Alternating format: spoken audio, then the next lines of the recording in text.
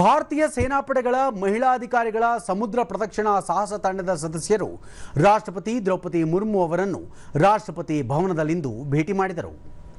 3 ಸೇನಾಪಡೆಗಳ ಸಂಪೂರ್ಣ ಮಹಿಳಾ ಸಿಬ್ಬಂದಿಯನ್ನೊಳಗೊಂಡ ತ್ರಿವೇಣಿ ನೌಕೆಯಲ್ಲಿ 25,000 ನಾಟಿಕಲ್ ಮೈಲಿಗೂ ಹೆಚ್ಚು ದೂರ ಸಮುದ್ರ ಪ್ರದಕ್ಷಿಣೆ ಸಾಹಸವನ್ನು ಯಶಸ್ವಿಯಾಗಿ ಪೂರ್ಣಗೊಳಿಸಿರುವುದಕ್ಕೆ ರಾಷ್ಟ್ರಪತಿ ಶ್ಲಾಘಿಸಿದರು. ಗುಡ್ ಹೋಪ್ ಬೂಶಿರ, ಲಿವಿನ್ ಮತ್ತು ಹಾರ್ನ್ ಬೂಶಿರ ಮುಂತಾದ ಅತ್ಯಂತ ಸವಾಲಿನ ಸಾಗರ ಪ್ರದೇಶದಲ್ಲಿ ಸಾಹಸಯಾನ ಪೂರ್ಣಗೊಳಿಸಿರುವುದು ಭಾರತೀಯ ಮಹಿಳಾ ಸೇನಾಧಿಕಾರಿಗಳ ಶೌರ್ಯ, ಸಾಹಸದ ಸಂಕೇತ. ಇವರ ವೃತ್ತಿಪರತೆ ಮತ್ತು ಧೈರ್ಯ ಎಲ್ಲರಿಗೂ ಮಾದರಿ ಎಂದು ರಾಷ್ಟ್ರಪತಿ ಹೇಳಿದ್ದಾರೆ. ಈ ಸಾಧನೆ ದೇಶದ ಯುವ ಜನರು, ಅದರಲ್ಲೂ ಮಹಿಳೆಯರಿಗೆ ಸ್ಫೂರ್ತಿದಾಯಕವಾಗಿದ್ದು ರಾಷ್ಟ್ರ ಸೇವೆಗೆ ಪ್ರೇರಣೆಯಾಗಿದೆ ಎಂದು ಅವರು ತಿಳಿಸಿದ್ದಾರೆ.